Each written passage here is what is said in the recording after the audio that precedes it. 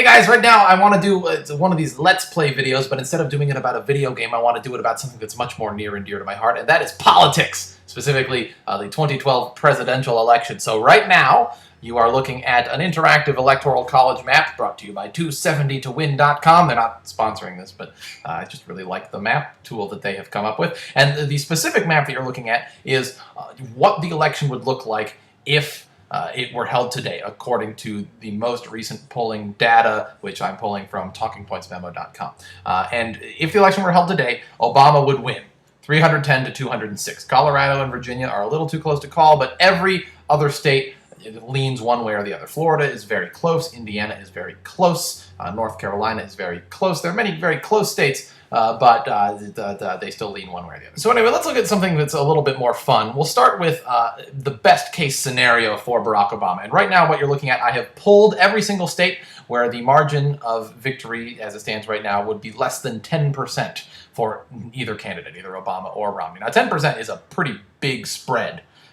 If you're ahead by 6 or 7 points, you're probably going to win that state. But regardless, for the sake of thought experimentation, this is what it would look like if Obama just dominated the election from this point forward. You'll notice Texas is actually less than a 10-point spread. It was fairly close in 2008, I think. But still pretty solidly Republican. I think Romney has a 7-point margin in Texas right now.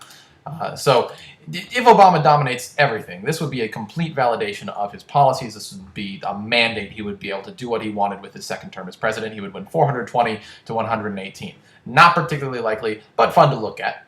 To the contrary, what would happen if Romney absolutely dominated the media narrative and won every single state where the margin is less than 10 percentage points? Well, it would look like this. And, I mean, again, not going to happen. There hasn't been a Republican who's done this since Ronald Reagan was reelected, and he won every single state except for Minnesota and the District of Columbia. So that was a sweep. So this next map, I pulled every single state where the margin is less than 5%, simply leaners. This is in the territory where the poll's margin of error could flip it one way or the other. We don't know how these states are going to vote, essentially. But you'll notice that Barack Obama still wins the election. He has 271, you only need 270. It's just a squeaker, but even if Romney won every single one of these other states, he still loses. Yeah, 271 to 267. And even this is kind of ridiculous, because if Romney was to win all of the swing states, he would need to turn the national narrative on its head to a point where he'd win more than just the swing states. So the real Romney win condition in my book looks something not like this. This is a starting point. So this is, once again, if the election were held today, how the votes would happen.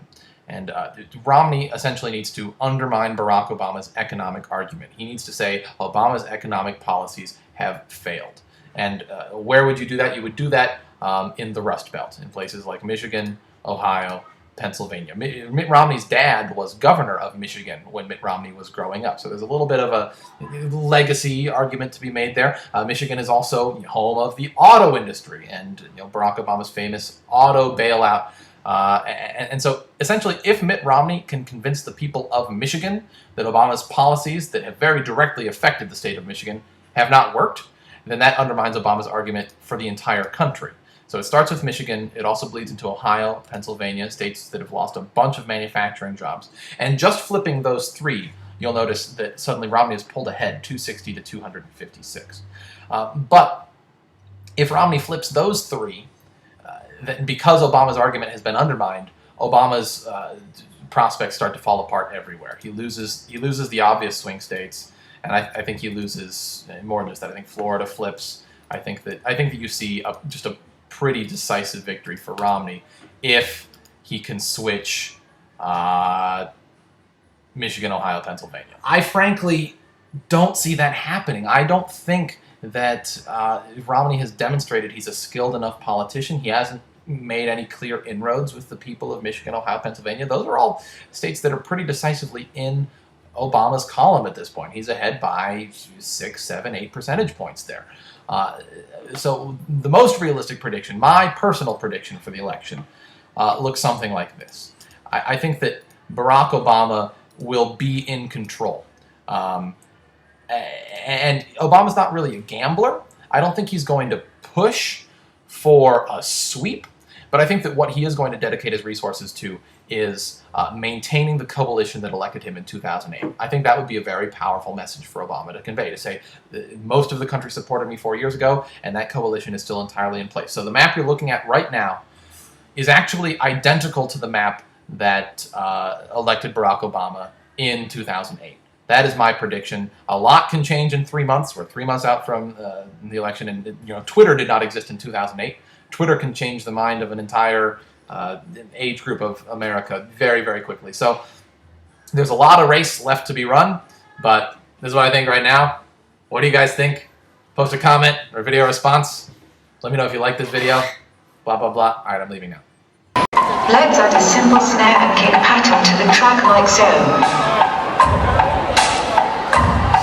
Now we will use our percussion instruments to fill in the spaces.